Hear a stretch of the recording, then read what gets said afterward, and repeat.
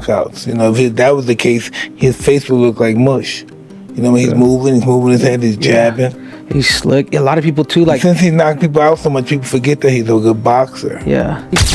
Terence Crawford is my favorite fighter of this era. You know, he's my favorite fighter of this era. So, as friends, as business, in boxing, Terence Crawford wins. But then again, I think about Crawford's abilities and his IQ and his footwork, which Canelo cannot handle. And we know that for a fact. It happened with Bivol, it happened with Mayweather, who schooled him left and right. Mike Tyson didn't hold back when he warned Canelo Alvarez after seeing Terence Crawford's intense training. Tyson said every boxer has their own style, but some, like Crawford, turn into straight-up killers when it counts. He believes that when you mix discipline with raw aggression, you get a fighter who's almost impossible to beat. Tyson made it clear, Crawford's hunger and mindset are on another level, and Canelo might just be too soft to handle that. That's long ago. That's what's so crazy. Listen, most of these guys, Alexander Green, Hannibal, Genghis Khan, we have their DNA. That's why some people are savages to some, because we have these guys' DNA. These guys conquered the world, and look who we are, what level we are. We have their seeds. We have them.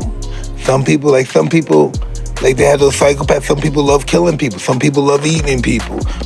Some people don't, just like animals, some animals get domesticated quicker than others. And the same in human beings. Some of them get domesticated quicker than others. And some of them just never get domesticated. They're just what they are.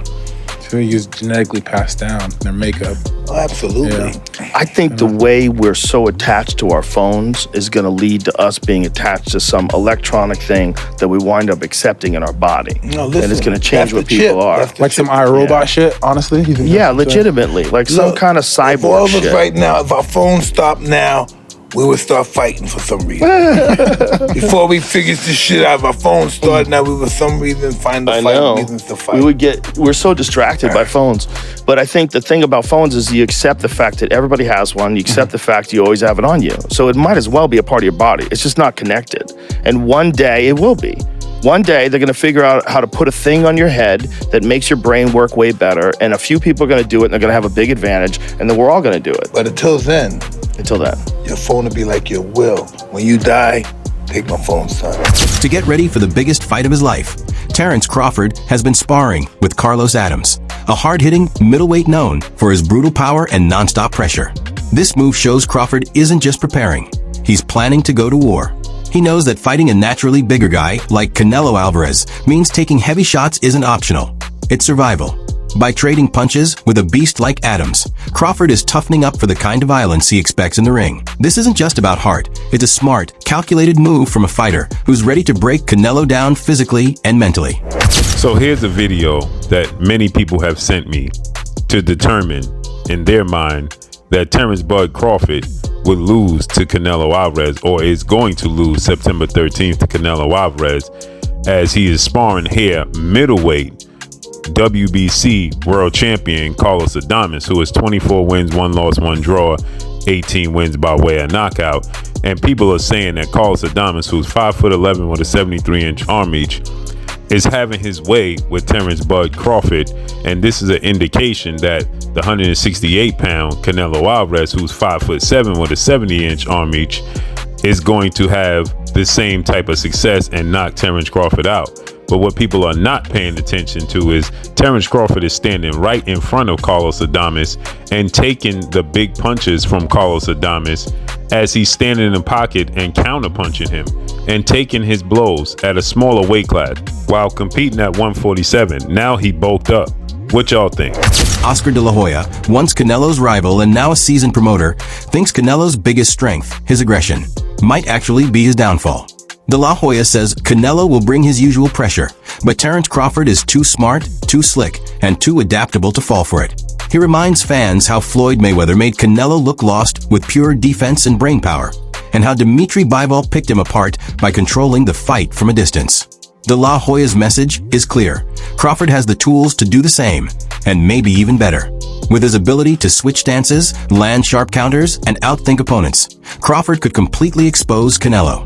If Canelo just charges in relying on power and volume, Crawford might break him down with pure boxing IQ. Do you feel that Terence has a shot in beating Canelo Alvarez?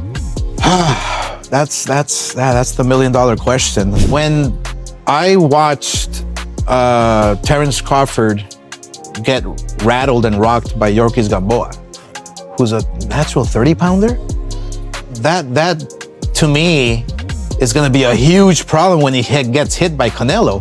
So he fights at 175. He's fighting these big monsters. Right. Yeah. He's not getting rattled at all. No. Berlanga's a big kid. Right. Yeah. So it makes me think, I mean, how is Crawford going to keep him away for 12 rounds? Canelo's going to come at him hard. Right. But then again, I think about Crawford's abilities and his IQ and his footwork, which Canelo cannot handle. And we know that for a fact. It happened with Bivol, it happened with Mayweather, who schooled him left and right with no problem. And Canelo was way stronger than Mayweather. So there's Don't you think Canelo's a better fighter than he was then? Today? A better fight? Yeah, a little better. Yeah, his footwork is still the same. He's flat-footed. He's very heavy on his feet. Obviously, Canelo has the power to hurt anyone. In this game, power means a lot. If you can't keep your guy off you, or you don't know how because it's too much pressure. Right. And the one thing about Crawford is that he knows how to handle the pressure. He's a savvy boxer, you know, and he doesn't run. And he has that heart. He's a dog. He has that heart. You want to fight me? I'm going to fight you. Comparing Terence Crawford to Alexander Usyk isn't a stretch. It's spot on. Just like Usyk outclassed bigger men like Anthony Joshua and even stood toe-to-toe with Tyson Fury, Crawford doesn't need to play Canelo's size and strength game. He just needs to play his own. Analysts say Crawford shouldn't try to bulk up or overpower Canelo. He should double down on what makes him elite. Razor-sharp timing, pinpoint accuracy, slick footwork, and high fight IQ. Usyk didn't beat heavyweights by being a heavyweight.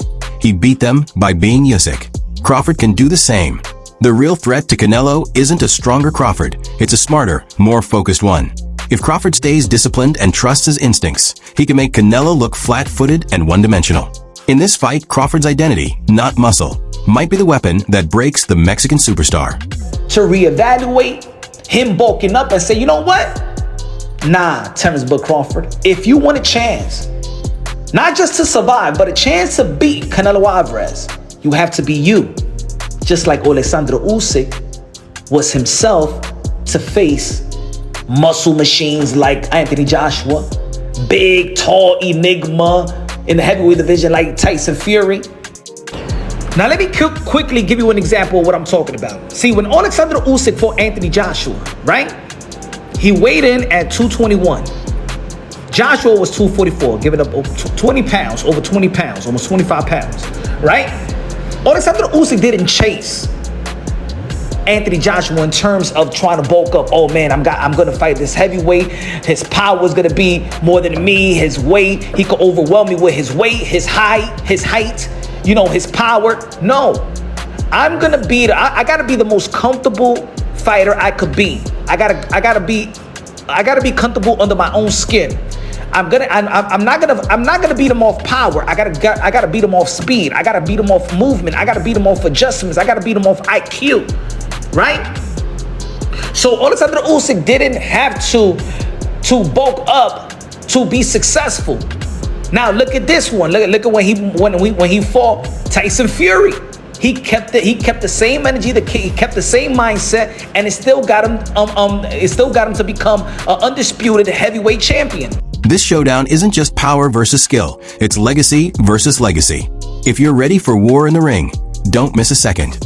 Subscribe now for all the breakdowns, bold takes, and brutal truths, because this fight is bigger than belts.